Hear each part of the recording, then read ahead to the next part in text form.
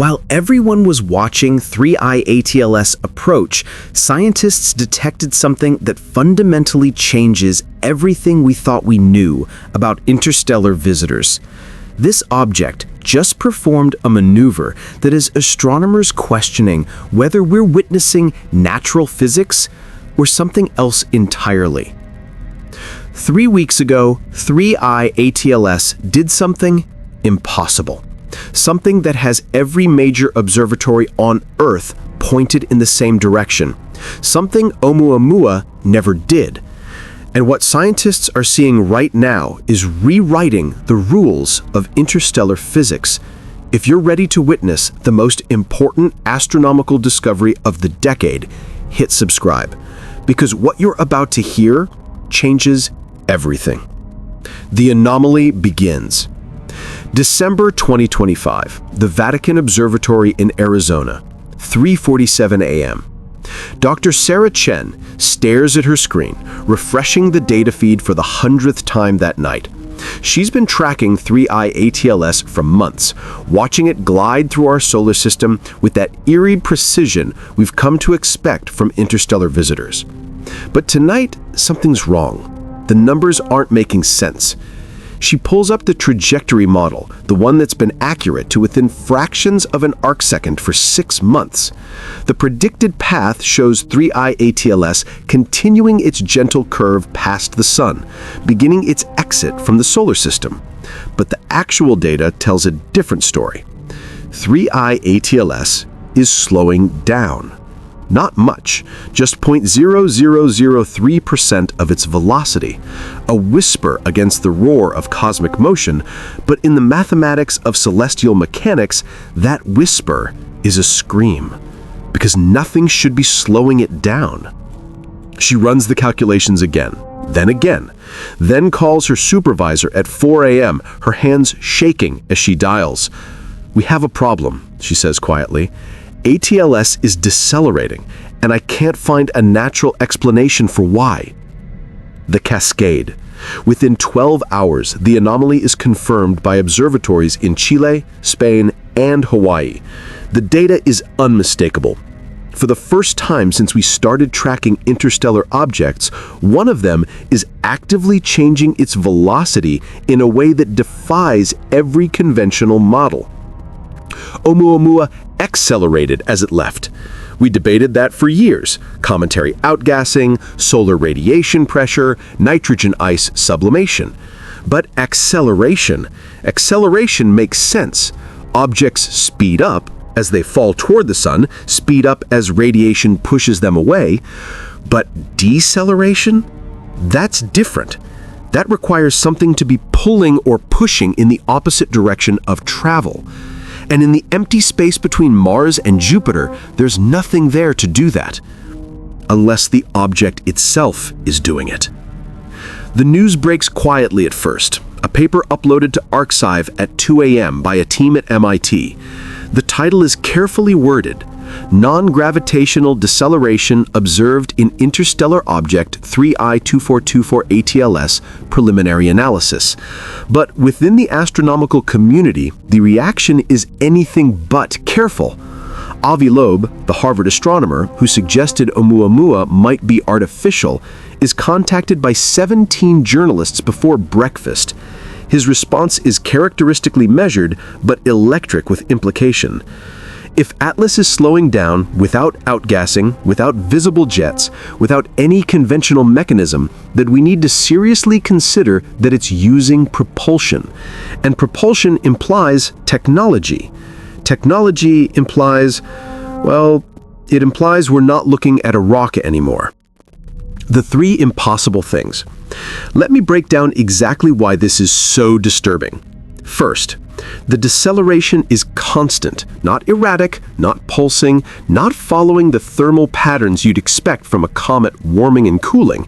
It's steady, measured, like someone turned on a brake and set it to a specific level. Second, there's no visible exhaust, no jets, no plume, no debris field. 3I ATLS remains as dark and silent as it's been since discovery. Whatever is slowing it down leaves no trace our instruments can detect. Third, the timing. The deceleration began precisely as Atlas reached the orbit of Mars. Not before, not gradually, but at a specific point in space, as if crossing an invisible threshold triggered something. 3 impossible things before breakfast, as Alice would say. And the implications are cascading through the scientific community like dominoes falling in slow motion. NASA calls an emergency session. Not public, not announced, but word leaks anyway, as it always does. The Jet Propulsion Laboratory in Pasadena runs every simulation they can think of. Could there be a gravitational anomaly we don't know about? Some concentration of dark matter creating drag? The numbers say no. Could Atlas be venting material we can't see? Some exotic ice that sublimates without leaving a spectral signature? The physics say no. Could our measurements simply be wrong? Some systematic error in how we're tracking its position? 3 independent observatory systems say no. One by one, the conventional explanations collapse. And in the silence they leave behind, a single question crystallizes. What if this object is under intelligent control? The dark forest whispers. In online forums, the dark forest hypothesis resurfaces with renewed urgency. The idea that the universe is silent because civilizations hide, because visibility equals vulnerability, because the first rule of cosmic survival is don't be seen. If that's true, then why would Atlas slow down? Why make itself more visible, more obvious, more detectable by changing its trajectory in ways that scream artificial? Unless, and this is where the theories get dark, unless being seen is the point. Reconnaissance doesn't hide when it's already been detected. It adapts. It observes more carefully. It positions itself for a longer look. One aerospace engineer, speaking anonymously to Reuters, puts it bluntly. If I were designing a probe to study another civilization and I realized they'd spotted me, I wouldn't run away at full speed. I'd slow down, get a better look. Because once you're seen, there's no advantage to fleeing. The damage is done. The quote goes viral. Within hours, #DamageIsDone is trending globally. The silence from official channels. What's almost as unnerving as the deceleration itself is the official response, or rather, the lack of one. NASA releases a brief statement. We are monitoring the trajectory of object 3I Atlas and analyzing all available data. Further updates will be provided as our understanding develops. 73 words. That's it. The European Space Agency says nothing. The Russian Space Agency says nothing. China's National Space Administration says nothing. That coordinated silence, some argue, is more revealing than any press conference. When have the world's space agencies ever agreed to say nothing about something this significant? Military satellites, the ones that track everything from spy satellites to space debris, have reportedly been repositioned. Ground-based radar installations normally used for asteroid detection are now locked onto Atlas around the clock. Someone, somewhere, is taking this very seriously, and they're not talking about it. The amateur network. But you can't silence the amateur astronomers, can't classify the sky. Within days, a global network forms, backyard telescopes from Texas to Tasmania, coordinating observations, sharing data through encrypted channels. They call themselves the Atlas Watch Collective. Their goal? Document everything. Every position measurement, every photometric reading, every spectral analysis their modest equipment can manage. Because whatever 3I Atlas is doing, humanity deserves to know. One member, a retired physics teacher in New Zealand, puts it simply in a viral video. They can classify the official data, They can silence the institutions, but they can't stop 10,000 people with telescopes from watching the sky. His video has 14 million views. Let me give you the hard facts as they stand right now. 3I/Atlas entered our solar system in July 2025, discovered by the Atlas survey in Hawaii. Initial trajectory, hyperbolic, confirming interstellar origin. Size, approximately 6 to 9 miles wide. Composition, unclear, possibly metallic or rocky with a thin, volatile coating. It approached from Pegasus, passed near Mars, and continued inward toward the Sun.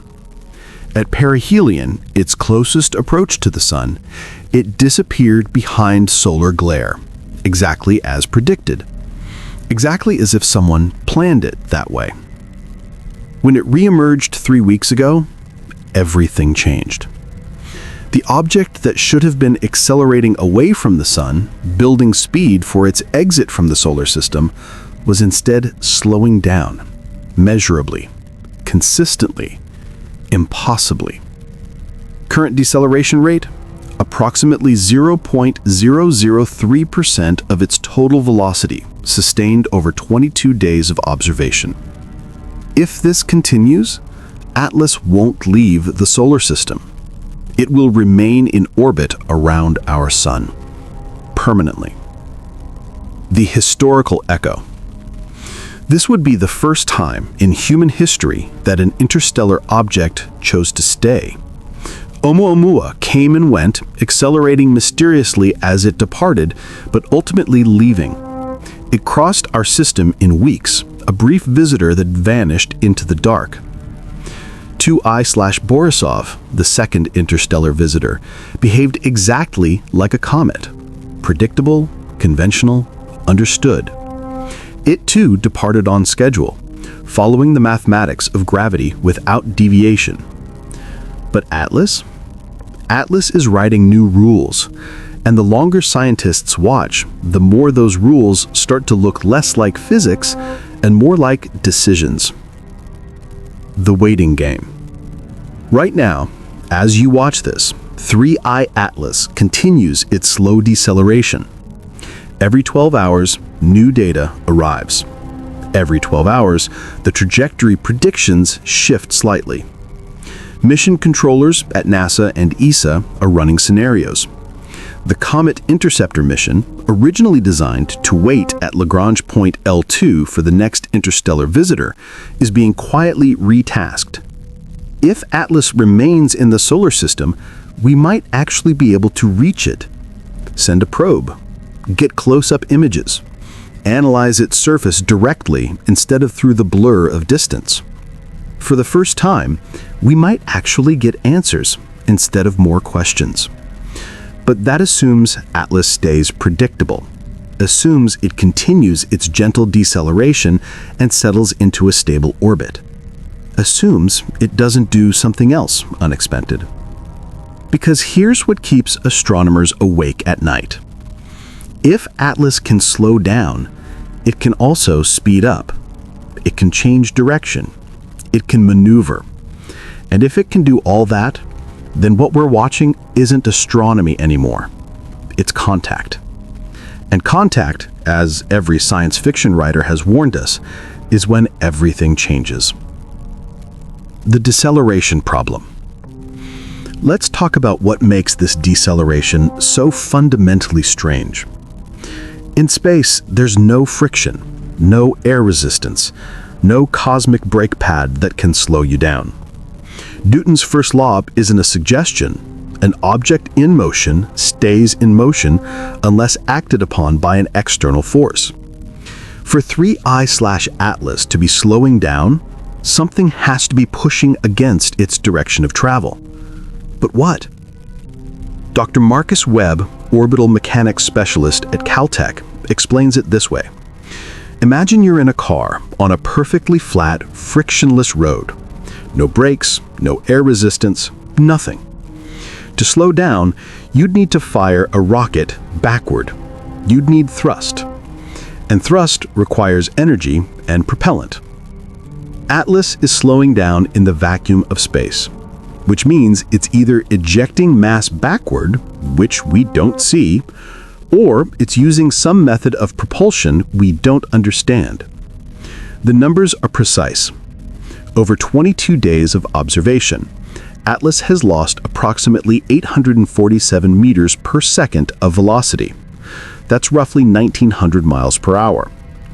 To achieve that through conventional rocket thrust would require ejecting about 2 to 3% of its total mass as exhaust. We see no exhaust. We see no debris cloud. We see no thermal signature of engines firing. We see nothing except the deceleration itself, stubborn and undeniable than the data.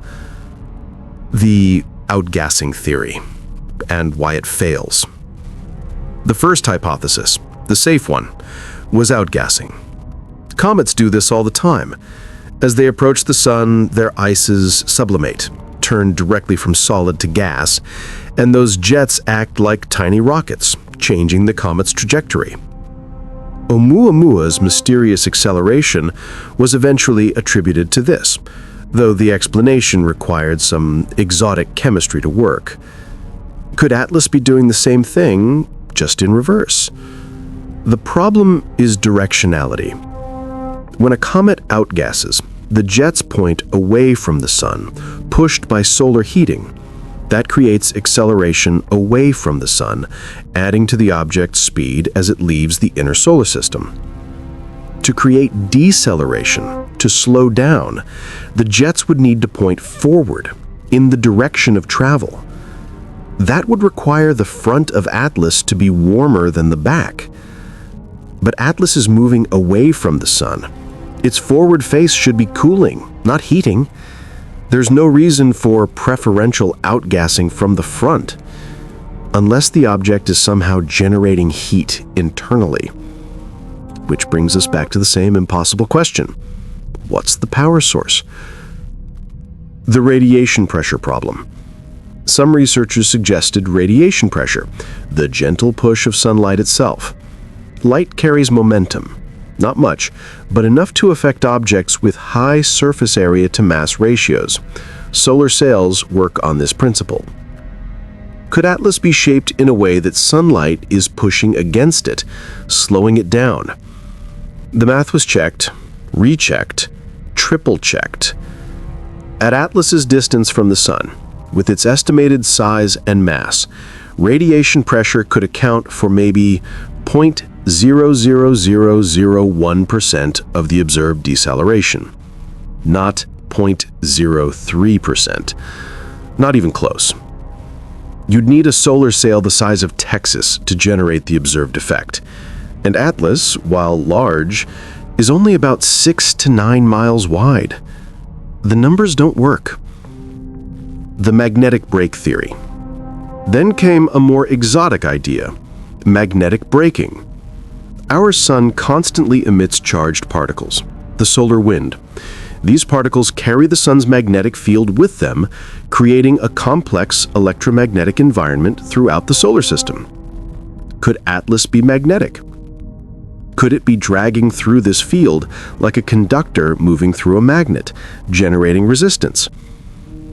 Dr. Elena Kowalski at the Max Planck Institute ran the simulations. Her conclusion: to generate the observed deceleration through magnetic interaction with the solar wind, Atlas would need a magnetic field about 10,000 times stronger than Earth's. It would also need to be highly conductive across its entire surface. That's not impossible, but it's extremely unlikely for a natural object. You'd essentially need a mountain-sized electromagnet. She paused in her interview, choosing her words carefully. Or you'd need something that was built to be magnetic, designed that way. The implications hung in the air like smoke. The gravity assist in reverse. What about gravity effects? Could Atlas have passed near an asteroid or moon we don't know about, something that pulled on it and changed its velocity? The orbital dynamics team at JPL investigated. To change Atlas's velocity by the observed amount through gravity alone, it would have needed to pass within a few hundred kilometers of an object at least as massive as Ceres, the largest asteroid in our solar system. We track everything that size. There's nothing in Atlas's path. More importantly, a gravitational encounter would create a sudden change in velocity, an instant kick. What we're seeing is continuous, sustained over weeks. Gravity doesn't work that way. The tidal forces theory. Another suggestion: tidal forces from Jupiter. Jupiter's gravity is immense, powerful enough to shred comets that pass too close. Even at a distance, its gravitational pull can cause tidal stretching, differential forces that can crack objects apart or change their rotation. Could tidal interaction with Jupiter be somehow slowing Atlas down? The answer, frustratingly, is technically yes, but actually no. Tidal forces could alter Atlas's spin, they could cause internal stresses, but to extract velocity from its orbit and convert that into heat through tidal friction would require Atlas to be passing much, much closer to Jupiter than it actually is. At its current distance, tidal effects are negligible. Measurable, yes, but nowhere near strong enough to explain what we're seeing. The dark matter drag hypothesis. Now we're getting into the really speculative territory. Dark matter, the invisible substance that makes up 85% of the universe's mass, is everywhere. We can't see it, can't touch it, but we know it's there because of its gravitational effects. Could Atlas be passing through a concentration of dark matter? Could that be creating drag, slowing it down? The problem is, dark matter doesn't interact with normal matter except through gravity. It doesn't create friction or drag. Trillions of dark matter particles pass through your body every second without any effect whatsoever. For dark matter to slow Atlas down, we'd need to completely rewrite our understanding of how dark matter works. It's not impossible, but it would be revolutionary. And Occam's razor whispers, maybe there's a simpler explanation. The artificial propulsion scenario. Which brings us to the hypothesis nobody wants to say out loud, but everyone is thinking. Propulsion. Deliberate, controlled, engineered propulsion. Avi Loeb laid out the case in a paper released 2 days ago. We have exhausted conventional explanations. Outgassing doesn't fit the thermal profile, radiation pressure is too weak, magnetic braking requires impossible field strengths, gravitational effects are absent, dark matter interactions require new physics. What remains is the hypothesis that Atlas is decelerating intentionally using onboard propulsion systems. He continues, this doesn't require exotic physics, just engineering. The same principles that power our own spacecraft applied on a larger scale. The question isn't whether this is possible. We know it's possible. We've built such systems ourselves. The question is, who built this one? The paper has been downloaded 400,000 times in 48 hours. Half the astronomical community is calling it premature speculation. The other half is quietly running their own calculations, arriving at the same uncomfortable conclusion. What propulsion would look like? If Atlas is artificial, if it's using technology to navigate our solar system, then someone built it. Someone designed it. Someone sent it here.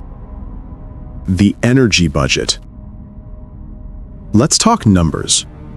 3I/Atlas has a mass estimated at around 200 to 500 billion kilograms. That's about 1/10 the mass of Mount Everest. To change its velocity by 847 meters per second over 22 days requires continuous power output. How much power? Dr. James Morrison at Oxford ran the calculations.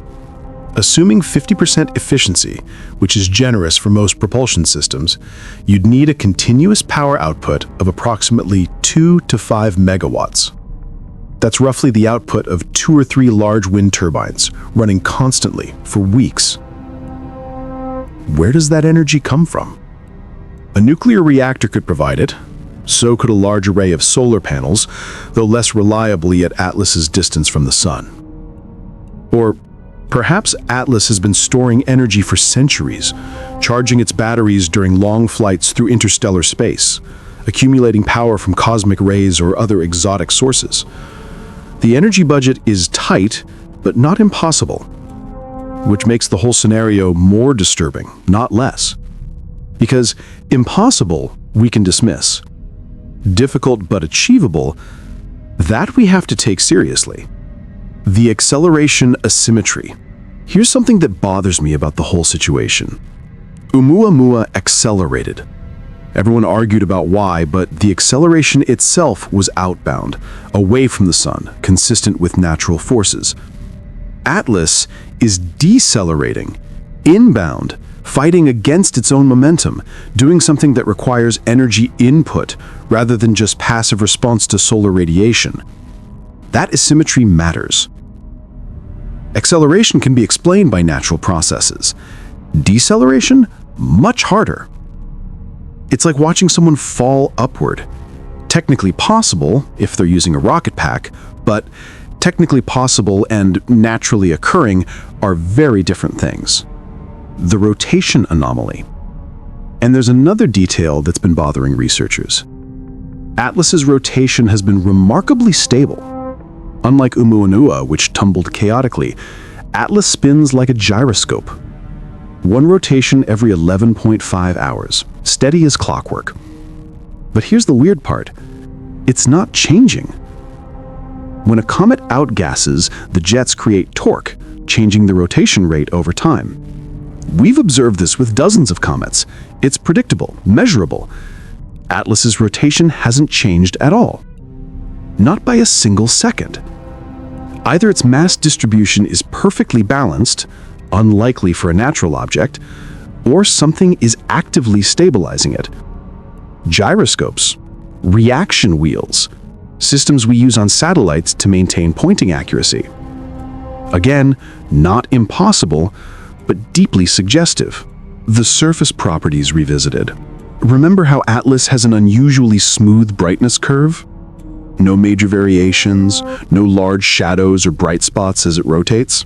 That smoothness could indicate a uniform surface, maybe a layer of dust covering everything evenly. Or it could indicate artificial construction, a manufactured shell rather than a fractured, irregular natural body. Spectroscopic analysis shows a mix of rocky and metallic signatures: iron, nickel, silicates.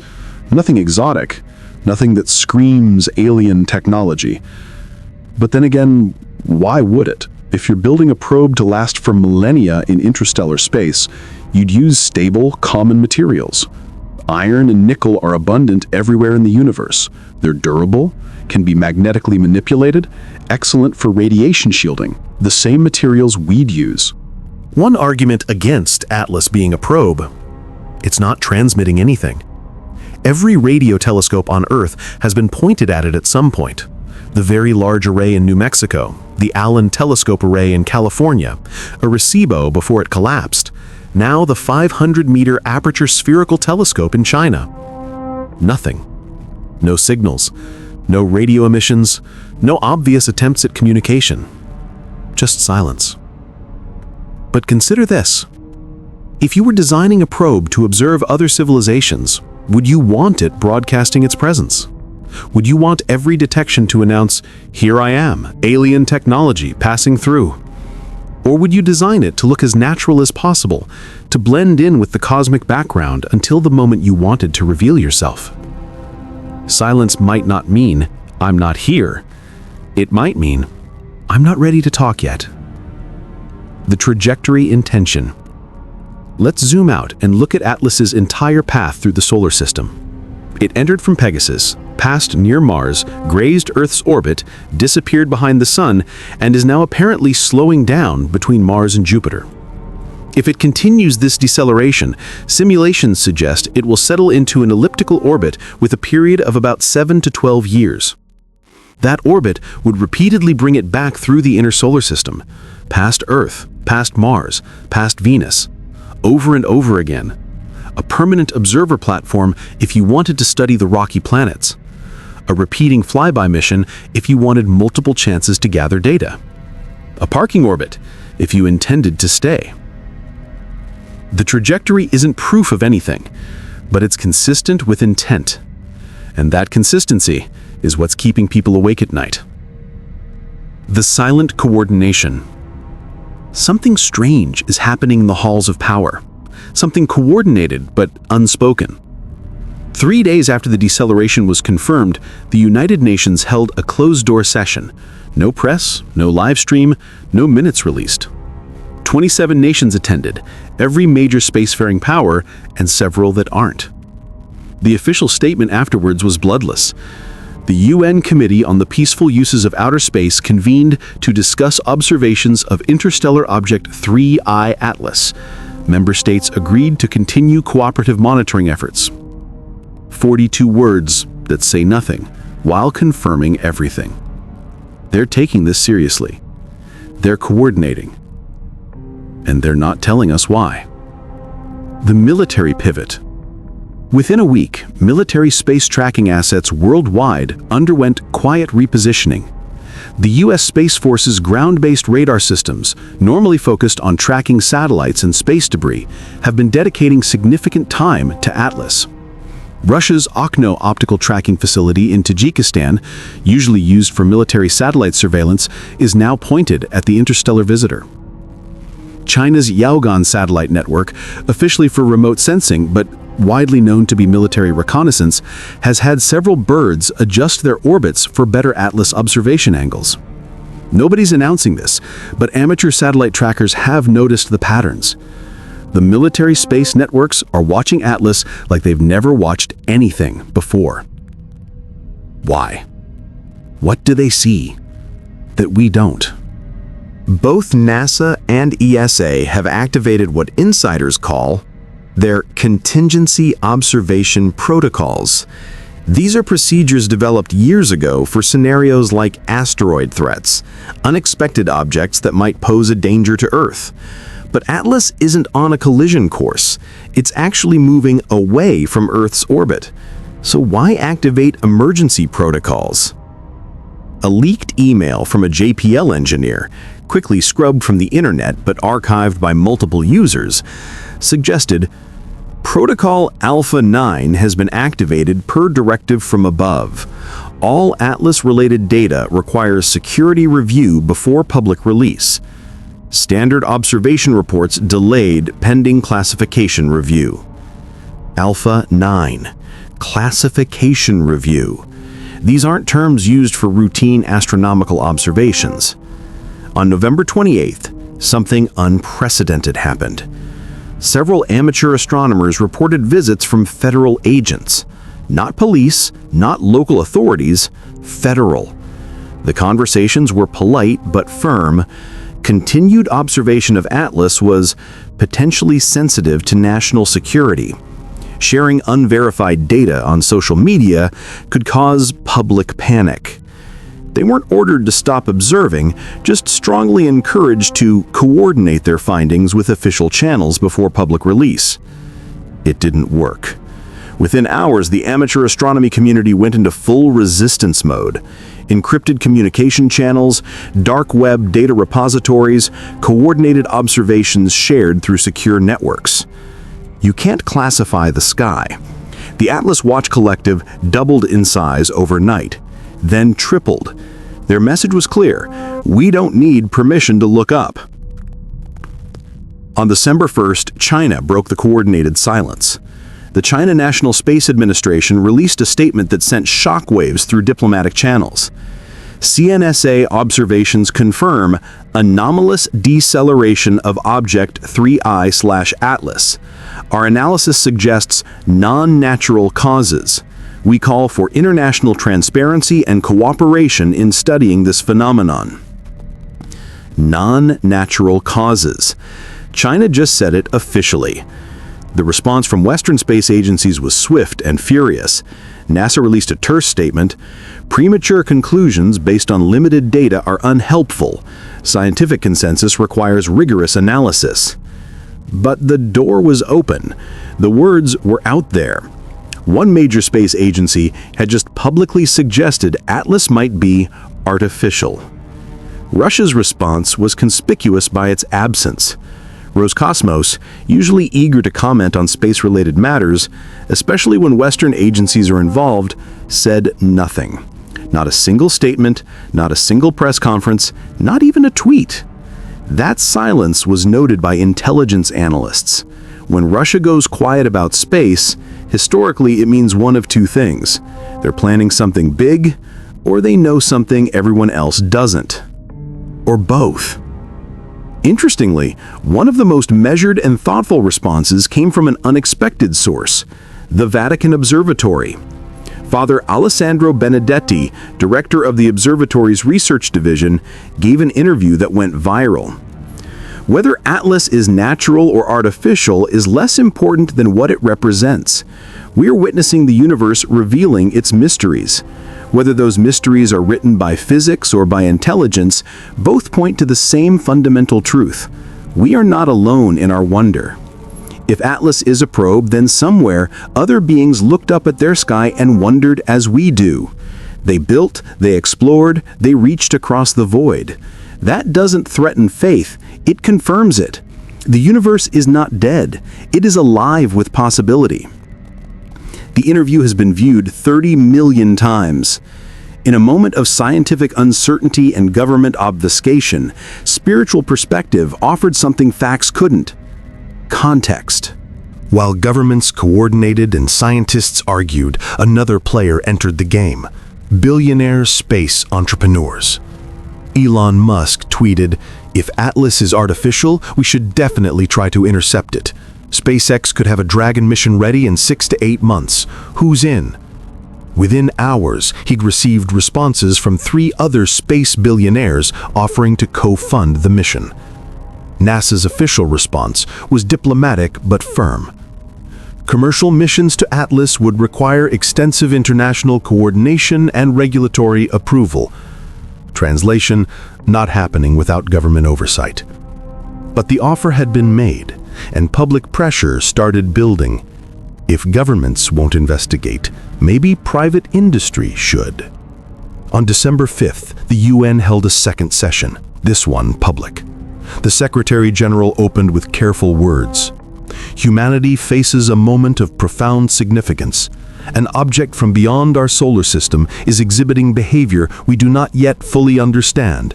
This is not a moment for fear, but for cooperation. Representatives from 50 nations spoke.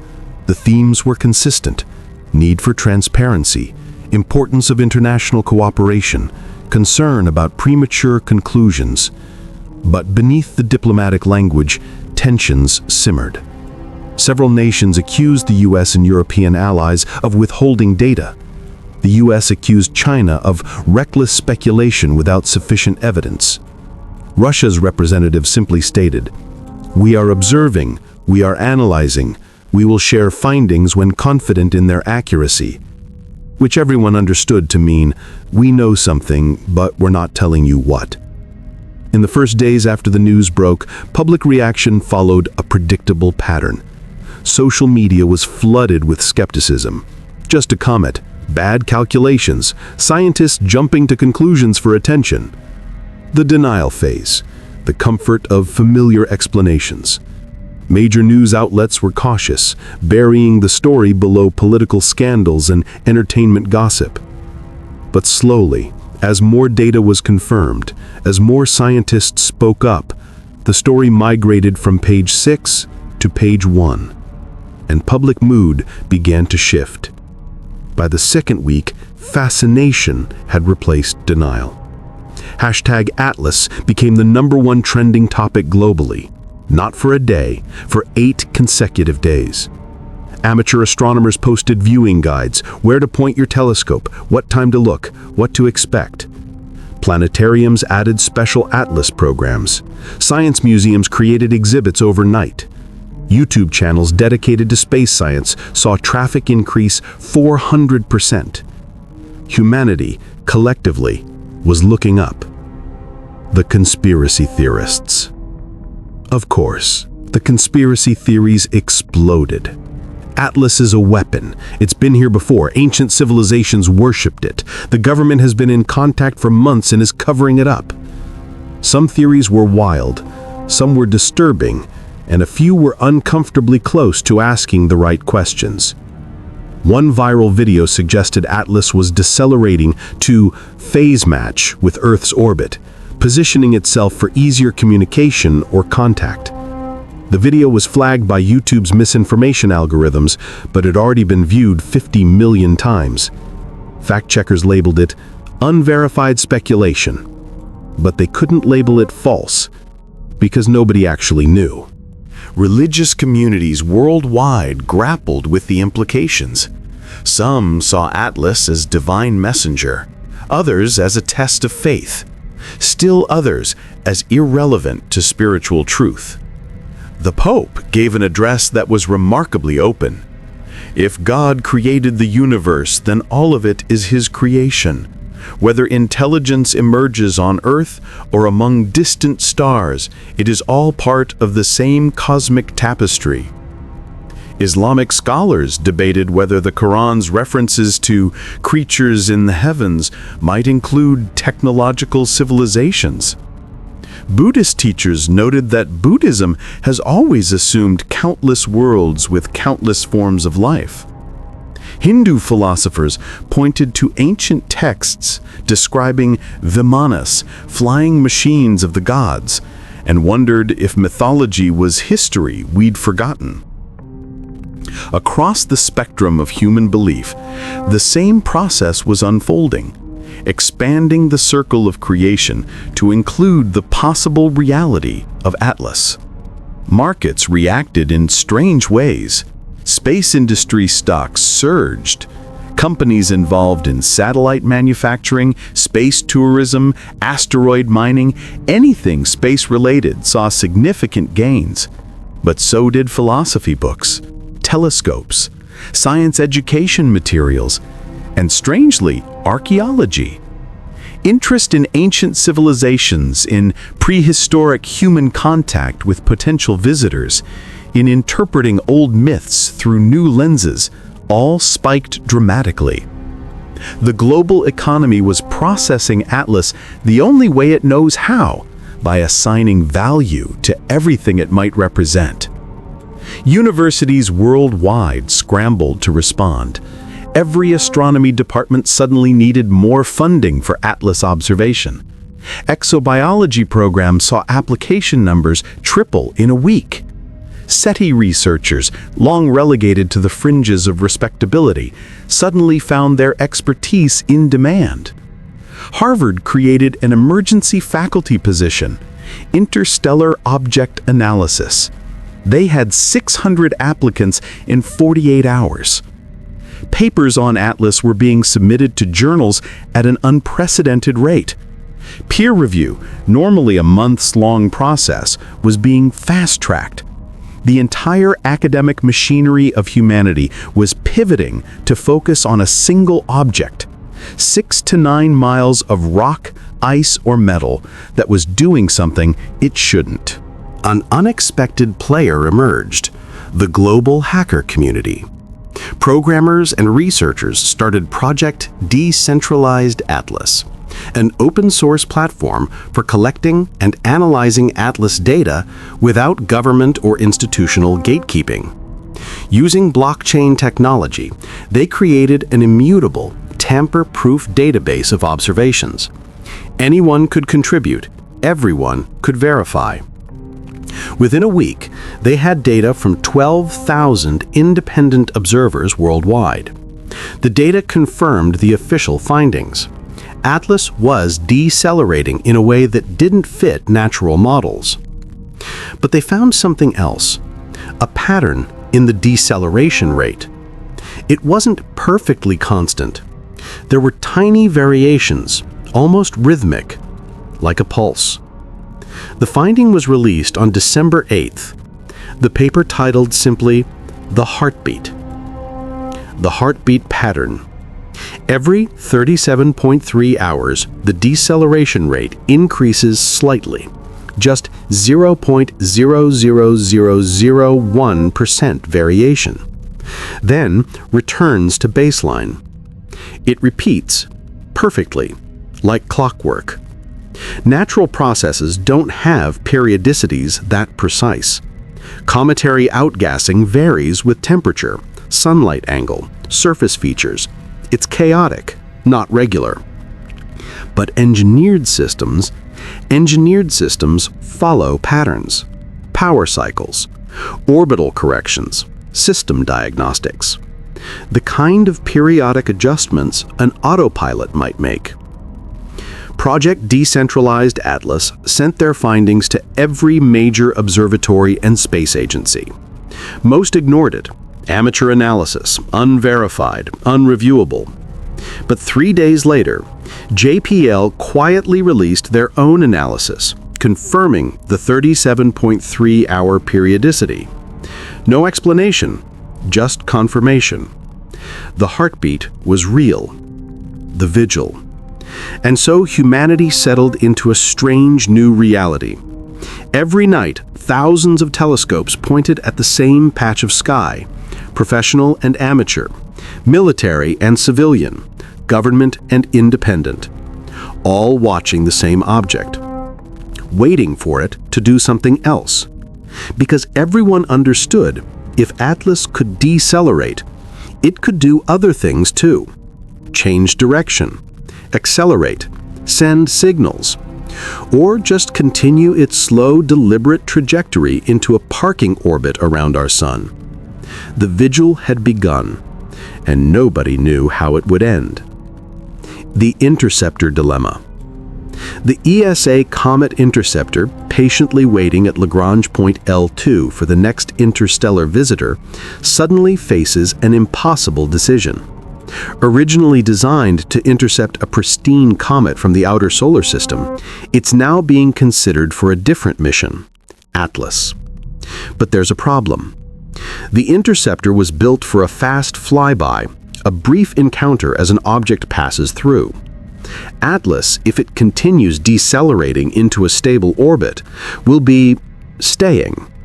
A flyby mission becomes pointless if the target isn't leaving. Instead, ESA engineers are running scenarios for something unprecedented, a rendezvous mission.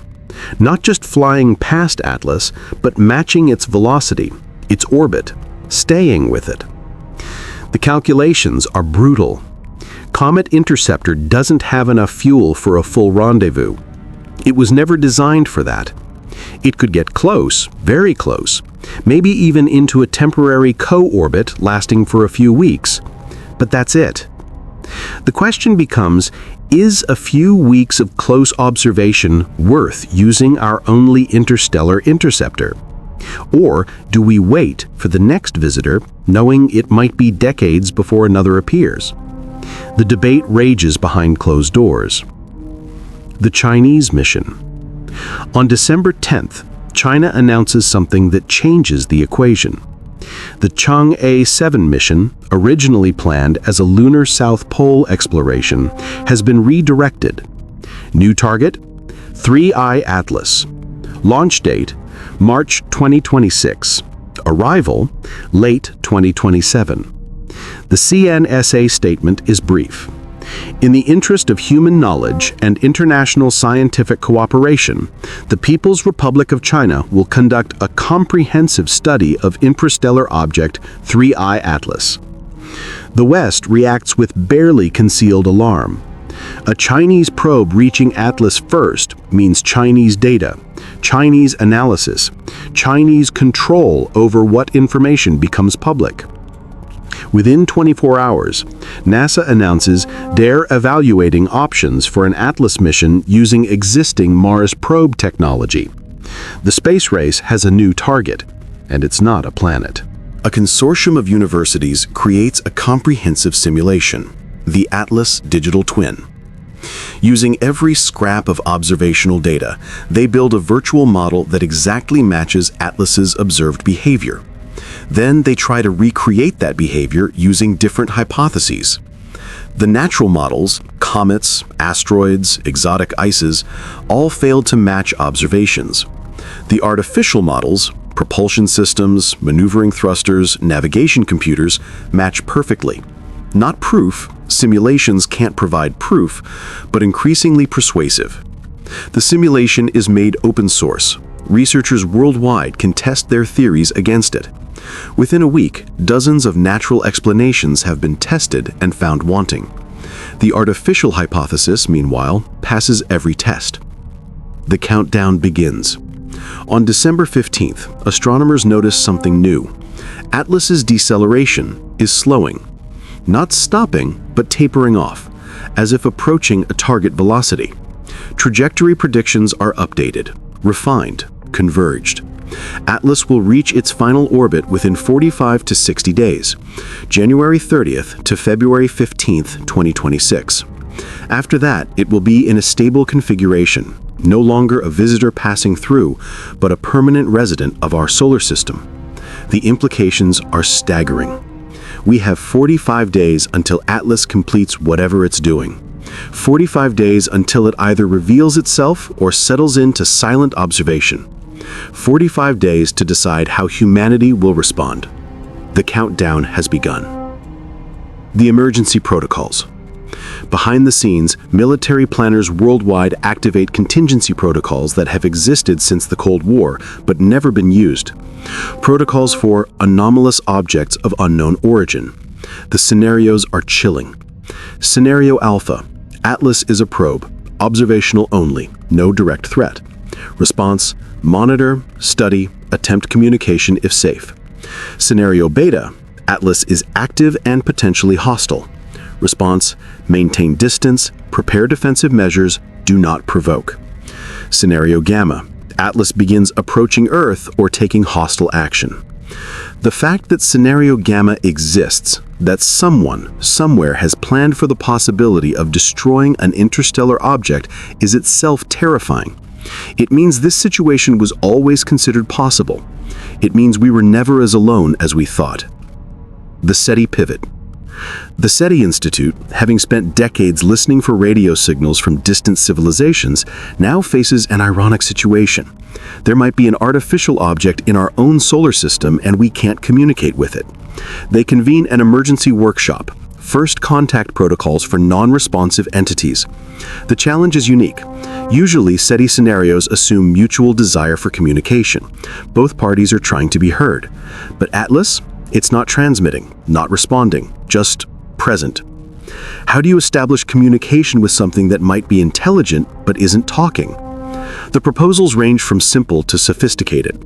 Laser pulses in mathematical sequences, radio signals encoding basic scientific concepts, physical markers, landing a probe near it with symbolic messages, or mimicry, reproducing its 37.3-hour pulse pattern to show we've noticed. But underlying all proposals is a deeper question. Does Atlas want to be contacted? Maybe its silence is intentional, a statement. Maybe we should respect that silence. Something unexpected happens. Philosophy, long relegated to ivory tower abstractions, suddenly becomes urgently practical. What are the ethics of studying Atlas? Do we have the right to send probes, collect samples, possibly alter or damage it? If Atlas is artificial, does it have inherent value beyond scientific curiosity? Is it, in some sense, alive? The debates are fierce. Philosophers, ethicists, theologians all weigh in. Some argue Atlas represents potentially the last surviving artifact of a dead civilization. Destroying or damaging it would be cosmic vandalism, erasing evidence of intelligence that once looked at stars and wondered as we do. Others counter that understanding Atlas might be essential to human survival. If it's a threat, we need to know. Scientific knowledge supersedes preservationist concerns. Still others suggest a middle path: observation only. Look, but don't touch. Study, but don't disturb. The problem is time. Every day we debate is a day we're not acting, and Atlas is on its own timeline, not ours. The artists respond. While scientists calculate and politicians debate, artists do what artists do: interpret. Musicians compose the Atlas Symphony, an experimental piece using radio telescope data converted to sound. Painters create representations of the visitor, some abstract, some hauntingly literal. Writers pen stories, poems, essays exploring what Atlas means for human identity. A ballet premieres in New York, The Visitor. A dancer in silver represents Atlas, moving through human figures with alien grace, neither threatening nor comforting, just other. The art is how humanity processes what data cannot explain, the emotional weight of knowing we might not be alone. The children's reaction. Perhaps the most interesting response comes from the youngest humans. Schools worldwide incorporate Atlas into curricula. Children draw pictures of what they imagine it looks like, write letters to it. A second grader in Kenya writes, "Dear Space Rock, welcome to our sun. I hope you like it here. Do you have friends? Love, Amara." The letters are compiled, thousands of them. A project called Humanity's Greeting plans to broadcast them toward Atlas. Children, unlike adults, don't bring fear or political calculation. They bring curiosity and welcome. Maybe that's the response Atlas deserves. Maybe that's the response its builders hoped for. The final approach. December 28, 2025. Atlas is now clearly in its final deceleration phase. It's positioned approximately 1.4 AU from the Sun, between Earth and Mars. Its velocity has dropped to near Mars orbital speed. Telescopic observations show something. A faint shimmer around the object. Not outgassing, not a coma, something else. Dr. Maria Santos at the Atacama Large Millimeter Array reports, "We're detecting what appears to be electromagnetic activity, possibly a magnetic field activating or intensifying. The signature is unlike anything we've seen from natural objects." Is Atlas powering up? Waking from a long sleep? Preparing for what? The silence breaks.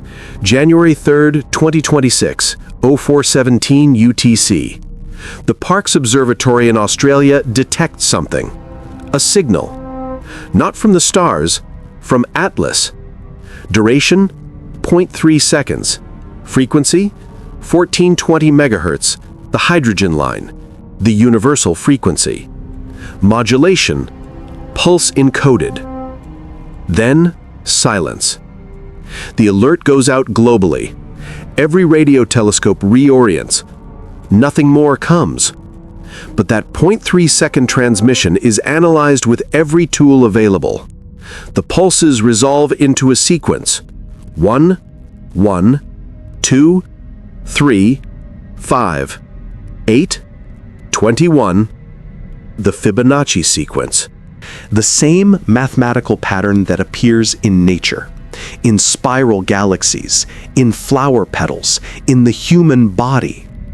A universal constant, a message any technological civilization would recognize.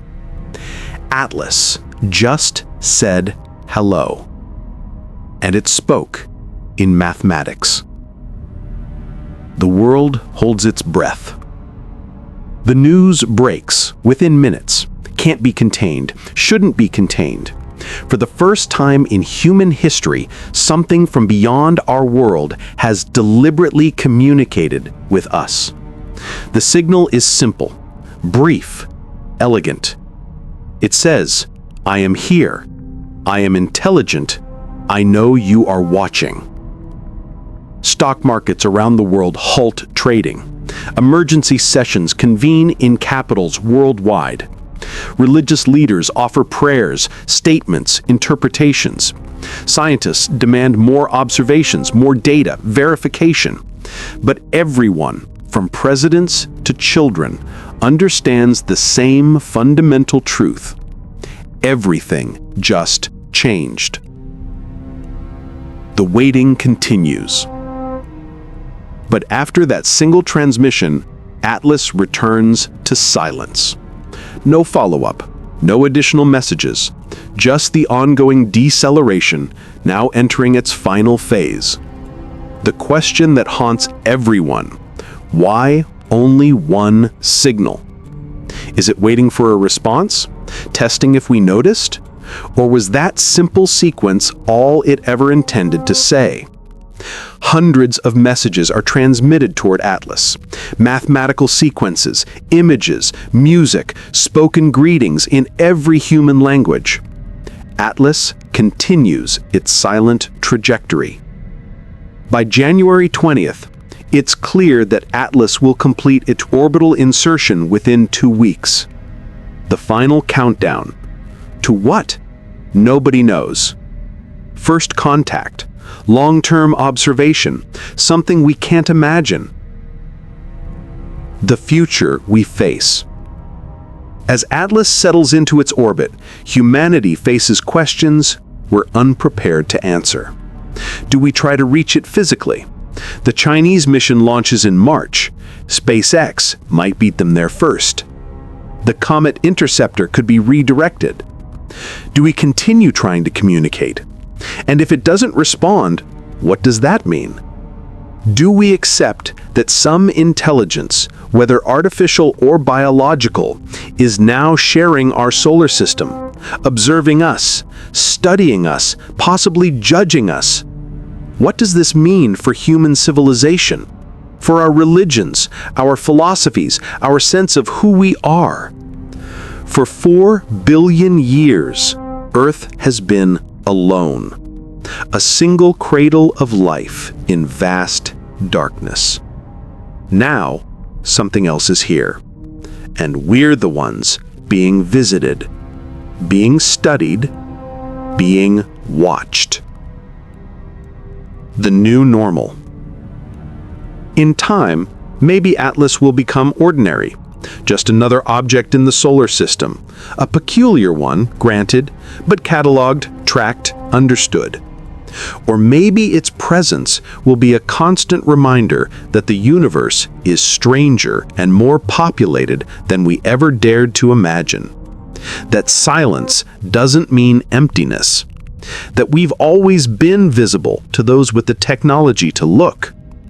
That the great filter might not be ahead of us, it might be already watching, waiting to see if we survive our own adolescence as a species. The final transmission. This video will end soon, but the story of Atlas is just beginning. Right now, as you watch this, Atlas continues its final approach to stable orbit. Right now, thousands of telescopes track its every movement. Right now, somewhere, a spacecraft is being prepared for humanity's first journey to an object that came from the stars. What we discover there will reshape everything we think we know about our place in the cosmos. And maybe, just maybe, we'll discover that we were never really alone. We were just waiting for someone to slow down enough to stay. Subscribe, follow the updates, watch the sky, because this time the story doesn't end when the credits roll.